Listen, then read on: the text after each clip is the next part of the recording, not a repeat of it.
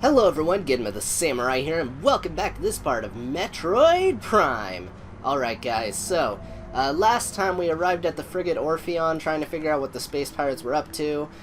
During the whole little adventure, we suddenly found out that Ridley is still alive, now with a metal body, and we also lost all of our abilities. So here we are on planet Talon IV, and yeah, we're gonna see what we can do. So, one thing really quick, I just kind of want to mention about this game is that this game is a Metroidvania, for those of you who don't know. I'm sure a lot of you guys have probably heard the term thrown around a lot, so allow me to kind of elaborate what a Metroidvania is. So, a Metroidvania is basically like a game that has one big giant interconnected world, and within that world, I mean, usually aren't that big, but a lot of the time, you know, the way that the world is connected leaves a lot of exploration up to the player, and usually, you know, you find these items that then allow you to better explore the world and then go to these other areas. Generally, they are, you know, structured fairly linearly, but, you know, you don't really feel like it's linear because of the way the game is structured. Now, one thing that I really like about this game is just how well, you know, it manages to... I don't know, I really like this kind of structure of game, just because, like, it's similar to, say, like, a Zelda dungeon. It's really satisfying, you know, kind of going back to older areas with, like, new abilities, and it's essentially just, like, one big giant puzzle in a way, and I find that really fun. But that said, one big strength this game has is it's really good at building an atmosphere, and you guys will see more of that, but... either way, here we are at the Chozo Ruins. Ooh. So, yeah. One thing I really like is that a lot of the time, you know, areas will have a theme, and it'll kind of build up slowly. I kind of notice it with this area, but... what is this place? Chozo lore entry has been downloaded to your logbook. Alright, Chozo script translated. At the highest point of our city lies the fountain, a wellspring of pure water that flows throughout our civilization. It is the jewel of the Chozo, the life-giver, and yet its waters speak of a clouded future.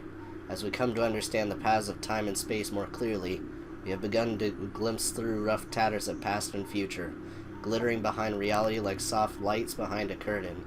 We have seen the fountain in these glimpses, pouring darkness instead of water, and we cannot guess what the visions mean.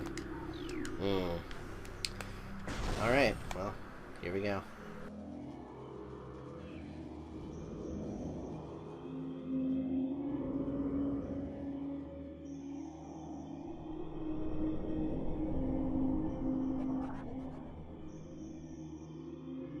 Okay, well, this place looks very dead. Oh gosh. But yeah, no, once again, you're gonna notice like a theme kind of slowly creeping in as I do explore this area. Now, to elaborate really quick though, the Chozo are a race of these like bird people that actually raised Samus a very long time ago. Now, again, it's not really ever explained that well within the games themselves, and usually for whatever reason the Chozo happen to be dead on whatever planet she tends to go to. I don't know why, they're just really unlucky. Samus can never catch them in time, but, yeah, either way, here we are on another planet. Oh gosh. Oh, hello. Hey, guys, knock it out. Go away. Yeah, it sucks not having, like, a charge beam or anything. I'm gonna scan that real quick. So, oh, looks like we have another lore. Okay. Chozo script translated. We Chozo are departing now, after so many years in peaceful seclusion here on Talon IV. When we came, this place was a refuge for our spirits, a civilization built from native materials bereft of the trappings of our technology. We were linked to the land here, kindred to the plants and animals, far away from the machines we have become so dependent on, and so we leave it now, pristine, a testament to the mortal forms we no longer need. We have drawn the veils of time and space aside, and are withdrawing beyond the illusion. But we will never forget this, the most sacred of our homes, and we will remain ever watchful. Well, I guess something also to bring up. So even though I'm rating all of these lore, it's actually kind of different depending on the versions of the game. Hello, I really like that touch. But yeah, so I think I have brought up before about how, like, you know, I'm playing the GameCube version and not the Trilogy version. So for those of you who don't know, this game was re-released on the Wii and also on the Wii U. Frick, I can't destroy that yet. I forgot. Yeah, this game was released on the Wii and then the Wii U. And on that version of the game, they actually changed a good chunk of the lore. I'm not entirely sure why. I think it was to make it more in line with some of the, you know, later Prime titles or something like that. Or maybe that's how it was in the original Japanese. I'm not 100% sure myself. But yeah, maybe towards the end of this Let's Play, you know, I'll probably try and point out, you know, some of the differences. Just because, like maybe I'll take apart, just kind of read the Trilogy version of the lore, because I think they're both really good. They both do a really good job of building up the world. There was one explanation that they actually gave in Trilogy that I actually wish they kept, because I felt it explained a certain thing really well. I'll probably touch on that a little more later. But either way, it's just something different. But, I mean, most of you guys will hear, you know, the modern lore if you play any of the newer versions of the game, but okay. Looks like we found a missile expansion. And a boss fight.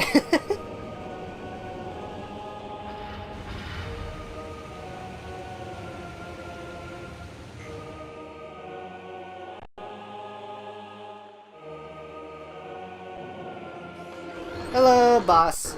Alright, so this is the Hive Mecha, security unit programmed to work with predatory hive dwellers. A design flaw makes the shielding on Hive Mecha weak around their access ports. These units are second-generation combat drones, able to interface with organic units at a higher level. They train, shelter, and work with high-dwelling predators. Unarmed, they rely on Hive Beasts to handle any threats. Oh gosh. Okay. Anyway. Oh, frick. Okay. Frick. Alright, so I got hit. So that's something I'm going to have to worry about. Oh boy. Okay, well I jumped in time. Okay. Sorry if you guys hear clicking. The GameCube controller is very, very, very clicky. I don't know what to say. But yeah. So one thing to keep in mind, if you are wanting to get all of the scans, which mind you, you know, you don't need that for the perfect ending, so don't really worry about it. What you do get is, like, you know, some concept art stuff. If you do manage to get them all. Which is pretty nice. I like that. Frick me. Oh, okay. Okay, that lag just happened. So, if you guys can't guess, I am playing this actually on my computer. There's various reasons for that. I think the game will look a little bit nicer this way, and also just kind of like, it's just what I have available at the moment, but either way. So every once in a while you'll notice kind of like a dip, and I apologize for that. Frick. Okay, so I need to be really careful about taking damage. I think I'm on like one of the last phases right now. Ah, frick me. Okay. Okay, so boom, boom. Okay. Ow, why? I thought I dodged that. Okay, what about you two? What are you guys doing? Okay. And shooty shoot. Boom. Done. Okay. But yeah, so a lot of bosses and enemies like that, so that's a very specific type of war wasp that I just ran into. If you do not scan it right then, it's just gone. You're not going to run into it again. Thankfully, Trilogy added the ability to replay the game with all of your scans carried over, so it's a lot easier to get all of the scans. But yeah, if you're playing it on GameCube, then you don't have that luxury. Anyways, here we go. So I'm gonna do that, and boom. Energy tank acquired. Yeah, I really want Nintendo to make like an HD collection at some point, though, because even though like the Wii version is nice and all, it's not like, you know, a big up-res, and honestly, I would like to see them add a totally new control scheme, because I know some people don't like motion controls, and some people don't like the weird tank controls of this, so I don't know. I think like having at the very least, you know, like a better like control scheme would certainly help things out a lot. I do think in my opinion, a reason that I chose to do this version as well is that sometimes, like, the Wii version is a little bit easy because you get, like, the ability to aim, like, whenever while you're moving. And the game is, you know, pretty well balanced around this weird aiming system.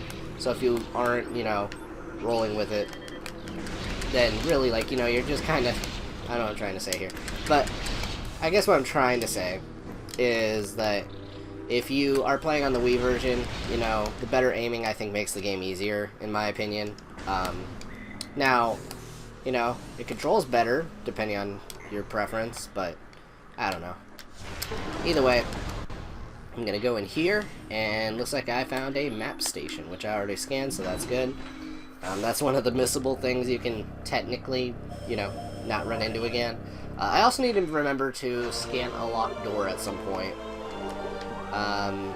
Which I'll have plenty of opportunities to do it. In fact, the final boss room has a locked door, so you know, I'll be fine in terms of getting a scan on that.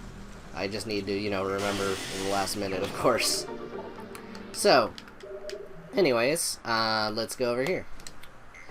So, one thing to be careful in this area is that all of the water is kind of poisoned. The lore kind of touched on that a little bit, but you'll figure out what it means a little bit later. Again, I like how much of this game is kind of left up for you to, like, figure out. Like, there is a story, in a sense, but, you know, most of it is just kind of, like, backstory and trying to figure out, like, oh, how did this happen to this place? And I really like that kind of environmental storytelling. Then again, I mean, would you expect me not to? I'm a big Metroid fan, and that's a lot of what Metroid is about. Okay, well, where the frick? Okay, there you are. Gotcha. Alright, well, let's move. So, I can't really, like, grab an item over there yet, so I'll have to come back for that later. Let me do this. So I kind of brought up also, that there was a sequence break you could do, or at least I think I brought it up last part. If not, well, okay. But basically, back in the opening area, if you do a certain trick, you can get an ability really early on that allows you to kind of cheese a lot of this area. I've been doing a lot of casual runs and stuff with this game, and I have been using that sequence break a bit. Again, the main reason I decided not to do it for this run is just to kind of show you guys, you know, the game as it was intended, because, I don't know. I've broken this game in two so much. It's just fun to play it the intended way this time, I guess. I don't know. Deal with it as you will.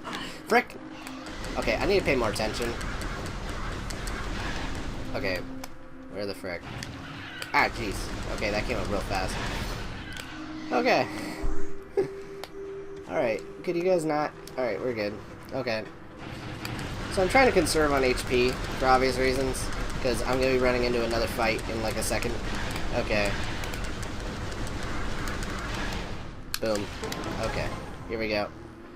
Oh yeah, a really cool effect if you're like firing from your gun a lot is you'll kind of notice like your fog will kind of like steam up. Like there'll be like heat waves coming off of it. I find that like really, really, really cool. Like gosh, the little details that they put into this game are the most amazing freaking thing. Like Retro Studios did such a good job with this game, and I feel bad for them like leading up to it, just how many people like were upset that Nintendo handed like Metroid to these guys that like previously didn't have really that many hits, and that this game was what cemented them basically. You know. Hey, I mean, good for them. Now, I guess something interesting is I found out, you know, that Retro Studios is not making Prime 4, which, you know, I'm hoping, you know, whoever they got, which I'm hearing rumors of it being Bandai Namco, they do a good job with it. It's just, you know, it's going to be weird because it's going to be our first Metroid, well, real Metroid Prime game without, you know, Retro Studios at the helm. And I just hope they do a really good job. I don't know what to say. Either way. So, yeah, this is just kind of a endless gauntlet of dudes. You gotta keep shooting them until they're dead. Alright. There we go, we got some HP, and boom.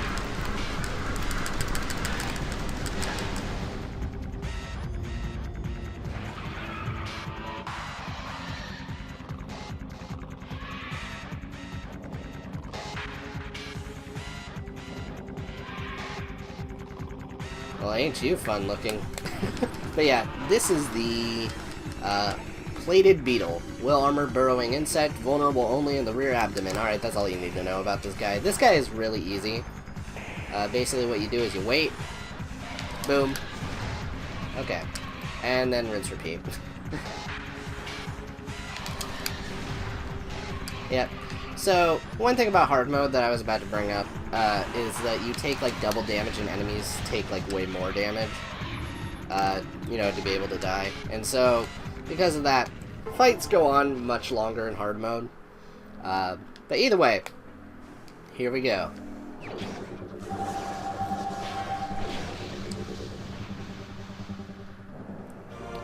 Morph ball acquired! Yep.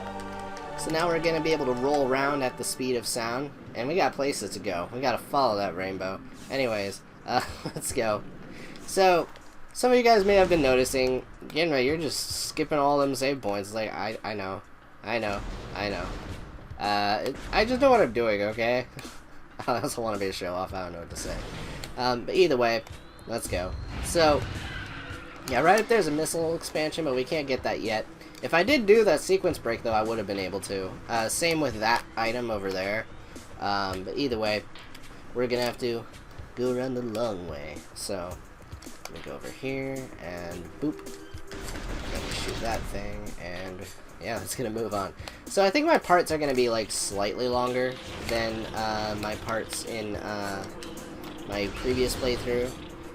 So because of that, I'll be making progress a little bit quicker through the game, but only slightly longer. They were around like 18 minutes, I want to say, before, so I'm going to try and make them about like mid-20s, just because that's what you guys expect, and I think that was like my average part length for the 2D games, so I think it only makes sense.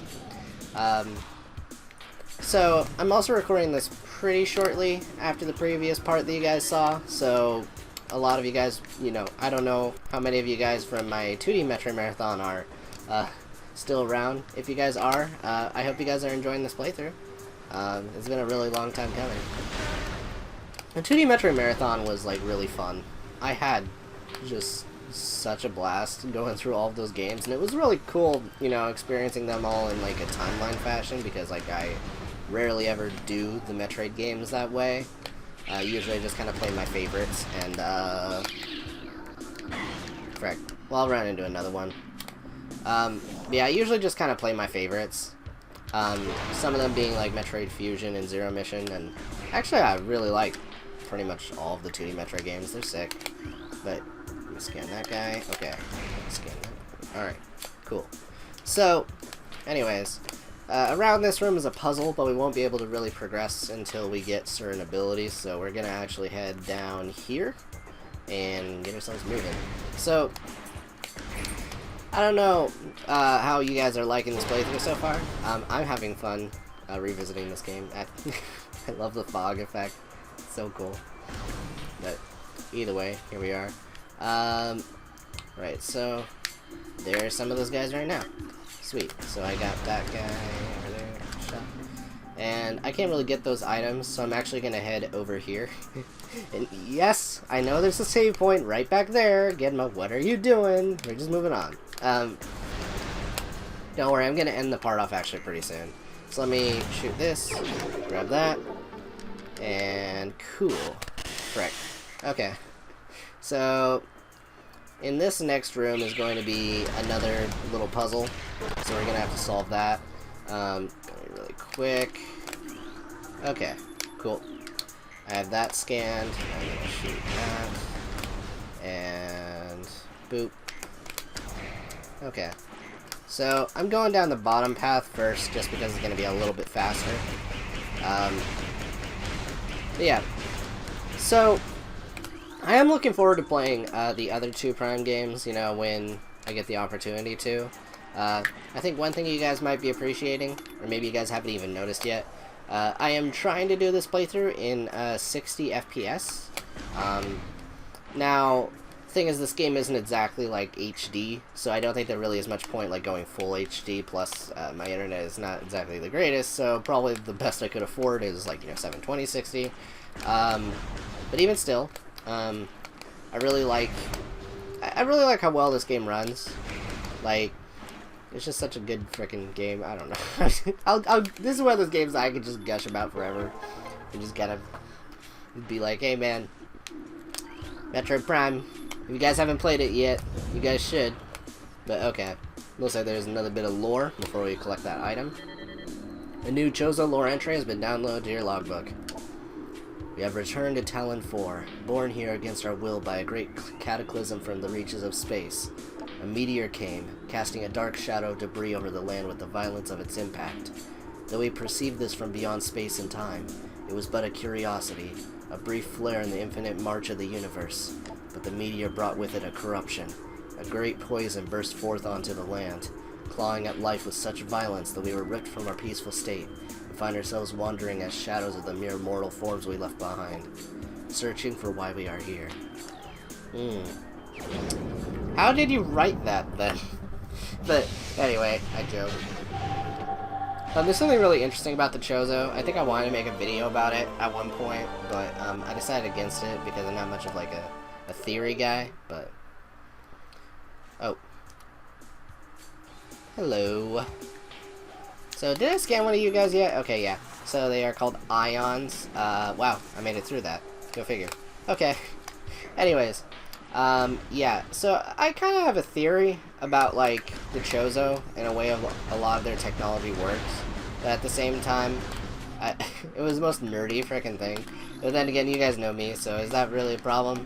I don't know. But I kind of came up with a really interesting theory that, you know, if I ever do make a video, I probably shouldn't, you know, kind of say it entirely. But, it's a little weird the way the Chozo technology works, in the sense that, like, I'm pretty sure there's a very strong supernatural ingredient to all of their machines, and it's very established at this point, you know, like, ghosts and crud exist in the Metroid universe, but either way, this is where we're going to be ending off, guys. So I want to thank you guys so much for tuning into this part of Metroid Prime, and I'll see you guys in the next one. Okay, I don't think I'm reflecting in this one, but I'm also jumping too fast for me to really tell. But yeah, thank you guys for tuning in. I'm having fun with this game. I love this game so much, and I'll see you guys in the next part where, well, we explore more of the ruins. So, see you guys then. Bye!